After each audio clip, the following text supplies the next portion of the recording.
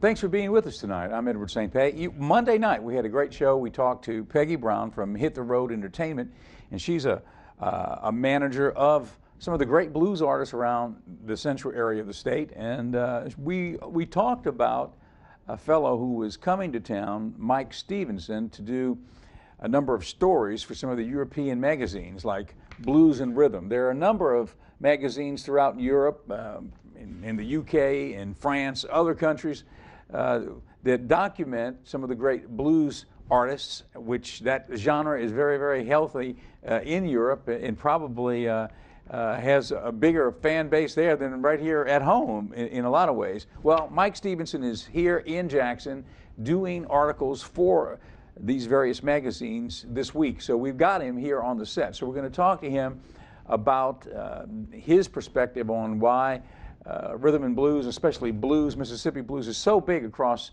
the world, across Europe, and how that happened, and what he's been up to, and what he's up to here in Jackson right now. So we're going to talk to Mike Stephenson about his journey back to America to cover the blues. After this, stay with us.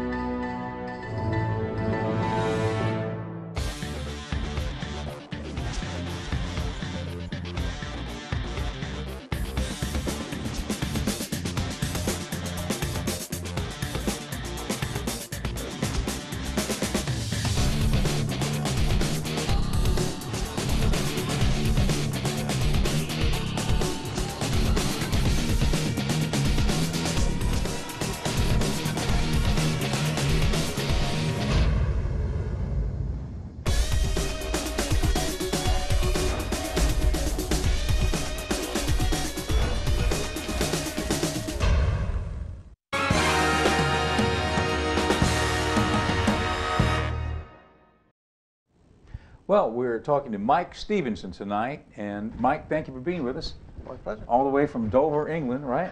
That's me, yep. So, okay, now tell us, you are here in Jackson, and you are a writer for a number of the various blues publications throughout Europe, and so how many times have you been to Jackson? Oh, that's a good question. I'm not too sure. It's got to be, 5, 6, 7, 8 times, I guess. Jackson specifically. And so yeah. When you come, you're meeting the blues artists, you're documenting their life. Do you take pictures as well as write? Yeah, I take pictures as well. I wouldn't call myself a photographer, but I take pictures of the artists. What I do is primarily kind of like try to fix my visits around festival times. Yeah, around festival times. And then in between the festivals, that's when I meet up with people like Peggy Brown, Hit the Road Entertainment, who then connects me with some of the artists, specifically in the Jackson area. And that's then when we get to doing interviews with them on a very personal basis, quite often in the artist's home and all of this. The whole thing is just a fantastic experience for me, an out-of-towner. So this is a huge genre all over the world, correct? Blues. Well, it is, yes. And I can only speak for Europe, and there is a very, very big blues scene in Europe. Not only homegrown talent, but also for bringing in American artists to play a whole lot of clubs throughout Europe, and really some quite major festivals, jazz and blues festivals that have been established for many, many years in mainland Europe. Yeah. So you look to be about the same generation as the guys from The Who and Led Zeppelin and all these guys. Okay, so yeah. We know the story about like the Rolling Stones becoming blues fans and then bringing the music back to America, and everything blew up. There was a great big success, the British invasion, but they were invading with our own indigenous music, American music, probably only indigenous music to America that we have, which is the blues, created here in the first place. So, Tell us about that, your perspective. You grew up in Dover, which is south of London. Were you a part of the London scene during those years? Oh yeah, I mean, back in those days, the main entertainment was music. You didn't have the internet or anything like that. So music was everywhere. Clubs were everywhere. Music was just bursting at the seams. You know, Rolling Stones playing in London, major venues, but also there was a huge club network there as well within the UK at that particular time, and that's pretty much how I got my start really in music, was going to some local clubs that had world-class talent coming through. You know, an example being a club called Toffs in Folkestone, which is 6 miles away from me. And they had Canned Heat come through, you know. I mean, this is a club that would hold 250 people, and if the place caught fire, we'd all be dead, you know. I mean, it was just crazy back then. Cream in their early years come through there. Who else? 10 years after, John Mayall's Blues Breakers, who were hugely influential, but maybe haven't got the credit that they deserve for turning a whole lot of people, including myself, onto the blues. I mean, particularly John Mayall, I have to give him credit, he was just everywhere, night after night, club after club, he was playing. And of course, you know, through his band came so many fine musicians back in the day.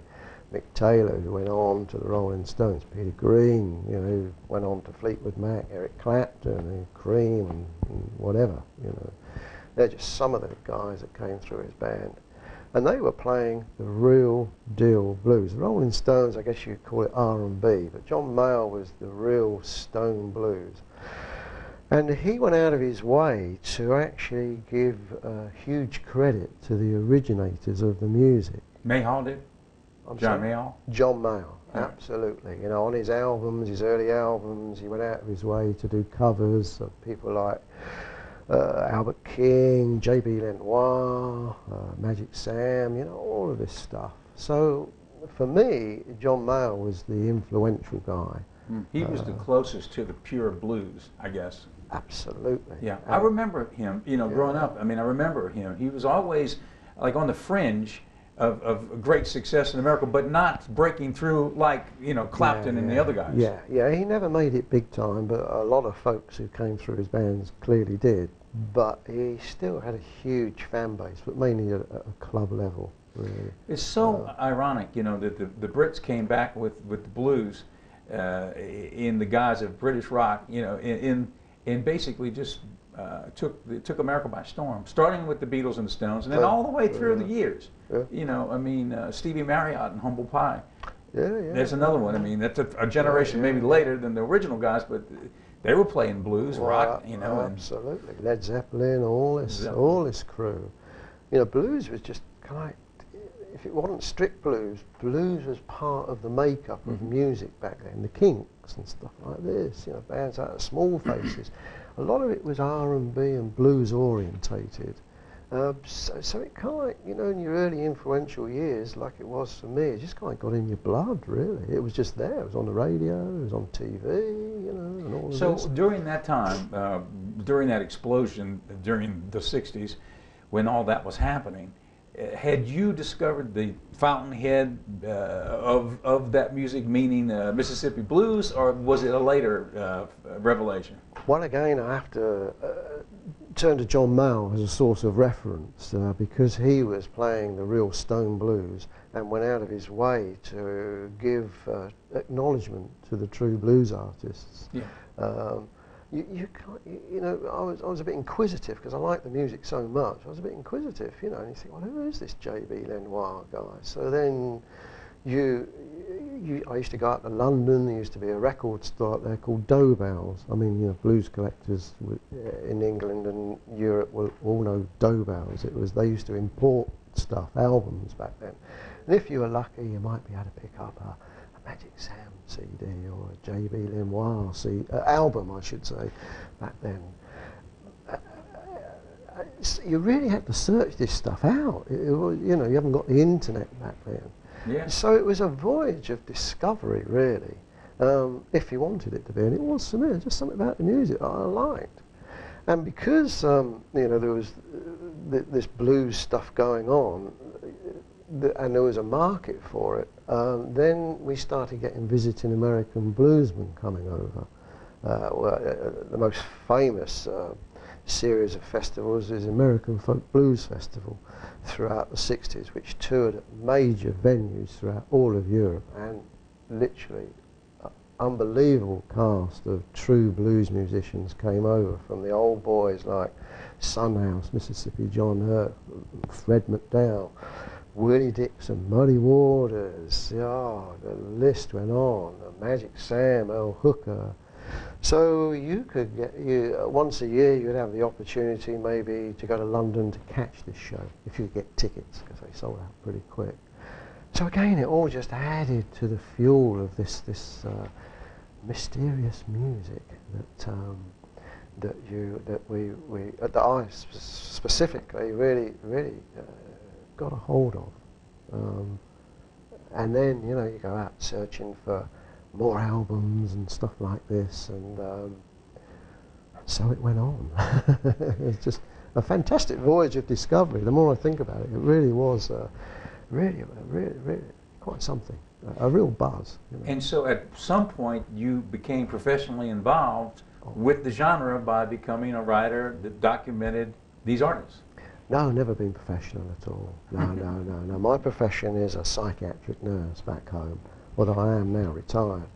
But that job offered me very good income and a whole lot of security, enabled me to raise, you know, the family with my wife, and enabled me to save up some money and come to America in 1979 to Chicago. It was the first time we came into the US, specifically for the blues.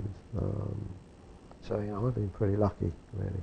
But never, I've never, although I write for magazines, none of it is of a professional or paid basis. It's just, it's a labour of love, as it is for the majority of people who write for, I can only speak for European magazines, I don't think any of us get paid. Well, you know, we just like the music and just want to spread the word about such fantastic world-class musicians, really. And so we have an array of some of the magazines that you've been writing for, and we'll take a look at those and talk about some of the artists that you've met along the way. And, you know, maybe you are in the medical business as a professional, but for sure, this is a professional, you know, it's a magazine, and you've been writing, so it sort of seems to qualify as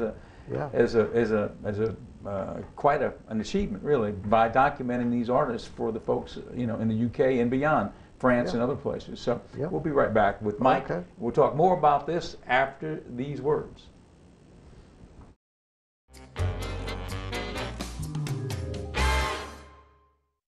Since 1849, Carter Jewelers has been a part of Jackson's rich history. Over 163 years later, we've not only survived, Carter Jewelers has flourished. From generation to generation, we've established a tradition of excellence. Our reputation is built on customer satisfaction, service, and trust. Every piece of jewelry is hand-picked, so you know you're getting the best value. Nobody says I do like we do at Carter Jewelers. Come see us and be part of our history. Ingalls Shipbuilding is hiring electricians, structural welders, machinists, ship fitters, pipe fitters, and pipe welders in our Pascagoula, Mississippi site. Signing bonuses available for pipe welders only. Positions are union represented. Come build your career with Ingalls Shipbuilding. Go to www.huntingtoningalls.com/careers or call 888-935-1507.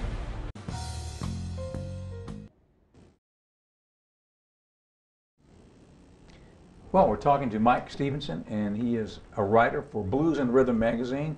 It's a UK-based magazine, and also he writes for Jefferson, which is based out of Sweden. And these are just a couple of the magazines in the European marketplace that document the blues artists from Mississippi. And so, okay. Tell us about some of the blues artists that you've met through the years, since the 1970s you've been coming. the list is quite considerable, really. What about Chicago guys? Okay, Chicago, yeah. So Chicago really was where I first came into the US, as I mentioned earlier on, in '79, and then we came back. In '80, and then came back in '89. And then I think our first trip to Mississippi was maybe early '90s for the Sunflower Blues Festival in Clarksdale. And when I say we, that's myself and my wife. And then we've subsequently been back and forth to Chicago many times since, and also Mississippi as well. And more recently, as my disposable income has got better, I attempt to get back, sometimes with my wife, sometimes by myself, at least twice a year, sometimes 3 times a year, and that's usually Chicago and Mississippi, Alabama, Arkansas as well. Yeah, so that's pretty much where I tend to kind of like pitch it. So, have you documented any differences between the artists in Chicago and the artists that are here in Mississippi? Any differences? Any differences in the style, or any differences in personality? What would you say? I couldn't say that. I wouldn't say that really. Majority of the guys are trying to make a buck, to be quite honest, on a daily basis, because the blues seems not to pay a lot of money to the artists, so it's a bit of a struggle for them. I think Mississippi has more of a rural acoustic type blues tradition than, shall we say, Chicago, and still has. But I wouldn't say there's a huge amount of difference these days in styles, really. Yeah, probably people would disagree with that. But I'm talking about more modern blues. Mm-hmm. Yeah. Well, there is a more modern blues now, I guess, right? Wouldn't you say? Wow, it's remarkable, really. What is happening with all that? Where is it going? How is it evolving? Okay, well, what is extremely heartening for somebody like me who's loved this music for many years is to see, okay, let me just go back here some. I and the magazines believe that it's an African-American music. Okay. They're the originators of the music. They're the owners of the music. So our emphasis, and my emphasis, is on helping and promoting African-American blues musicians. So I just need to make that statement, really. So going on from there, for me, who's been around for quite some time, it is extremely heartening to see young African-Americans taking hold of their musical culture, heritage, which is the blues, and starting to do something with it rather than abandoning it, which I think has maybe happened in the past, really. So now there's really a considerable number of young African Americans really starting to shake the blues about a bit, add new rhythms, add new styles to the music. And it seems to me, from an outsider's point of view, that this is where down south is starting to have the edge over the northern cities of America. There seems to be more young African Americans getting into the music in Mississippi, etc., than there does seem to be in Chicago these days. And the list really is quite considerable. For me, personally, the top of the list is Jericka Singleton, who is, I think, destined for huge things in the future. And Jericka's is from Mississippi? Jericka's is from right here, your hometown in Jackson. And we've got a picture of you with Jericka's. I believe we did. I don't know if we were able to show it, but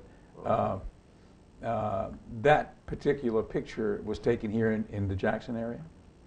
Possibly, yeah, that's where I've met him. Mm-hmm. I've also seen him in Chicago as well. So you have Jericka's, you've got people like Dexter Allen, Homemade Jams, who had Mr. Sip. Eddie Cotton. Eddie Cotton. Look, Jr. we've got a picture of Eddie Cotton, I think. Let's Okay. take a look. Eddie Cotton. There's Eddie Cotton. So, Okay, yeah. now, Eddie Jarikas, Cotton, yeah. he is a young artist. He's only 30. Yep. He recently got a record contract with Alligator Records, which is a big blues record company. The major one, yeah. And so, but his music is, he's stretching it out. He's evolving the old standard blues into something a little different, right? Absolutely. Yeah. Yeah, he really is at the cutting edge, I feel, of modern blues. You know, his influences are, like so many young African Americans, through the church, and then hip hop and rap and stuff like that. And he incorporates all those influences in an extremely original way in a blues format. Which I don't hear anybody else doing what he's doing at the moment. We hope to have him on the show soon. Yeah. To play, and so right here on the set. So that'll be exciting. But Sure. it's good to know that there is some evolvement of the art form Wow. at this point. It's got to do that, otherwise it just stays a museum piece. Right. That's just no good at all, because it's always been an evolving music. The And blues. it makes sense that Always. that would happen here Always. in Mississippi. You know? Yeah, okay. You know. Yeah. But, you know, just going back to the other young blues artists, I really would like to give them a shout out. You know, I think it's extremely important for these guys. There's Jamal Richardson, another young guy. You've got Grady Champion here in Jackson. And added to these headline names are their support musicians, who are as equally as talented as Jarikas or Dexter Allen, and they're primarily young African Americans as well who are getting into the music. And quite often, my experience has been, you'll get these young, say a bass player, who then becomes a lead guitar player 2 years later down the line, and 2 years later down the line he's leading his own band. So it's kind of like a progressive process. You can't just quite often just come wham bam straight into being a band leader, really. So the future, to my mind, looks extremely positive for the blues. No, I wouldn't have said that 15 years back, or even a decade back. And you know, you've got other bands like the Peterson Brothers out of Texas. You've got Marquise Knox. These are just some of the guys that, off the top of my head, I can think of. Chris Thomas King. Chris Thomas King, yeah, I haven't heard too much about him recently, but yeah, Chris Thomas King. From Louisiana, right? Yeah. And up in Chicago, you have younger guys. You've got Omar Coleman, who's a classy harmonica player. You've got some Delmark record artists such as Mike Wheeler, Toronzo Cannon, who is another cutting-edge artist. I wouldn't, like Jarikas, making modern statements. So, you know, things are happening in Chicago from a modern point of view as well. You have to understand, I can only speak for these places that I've been. I'm sure if someone come from the West Coast, they would be, giving shout-outs to artists over there, but I'm not that au fait with that particular area, I have to say. So the magazine, Blues and Rhythm, Yep. This magazine, I'm sure it has a web presence, right? Yes, it does, yes. It's www.bluesandrhythm.co. Bluesandrhythm.com. UK. .com? No, .uk. .uk, yeah, Right. yeah. So bluesandrhythm.uk. Yeah, that'll get you there. Yeah. Good. And Well, we're going to hopefully have some of these great blues artists on the program soon. And we want to thank you for taking the time, Mike, to come on today and talk to us about this. It's been insightful to learn about how the other side of the world is looking at something that's indigenous to our area, you know. So my pleasure. it's been a pleasure having you. So thank you. It helps. It does help, and we hope to have you back again, okay? They're telling me I need to get out, so thank you for being with us, and we'll be right back after this.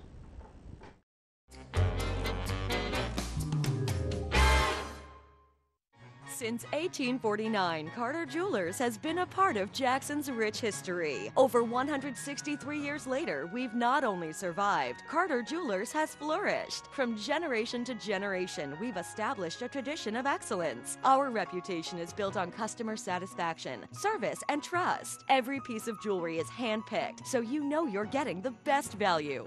Nobody says I do like we do at Carter Jewelers. Come see us and be part of our history.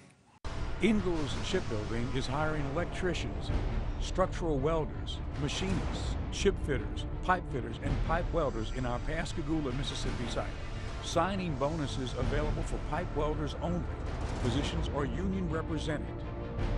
Come build your career with Ingalls Shipbuilding.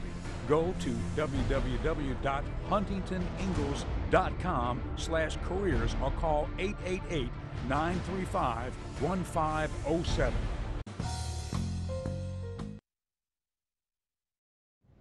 Well, that's bluesandrhythm.uk, and that's the magazine, one of the magazines that Mike Stephenson writes for.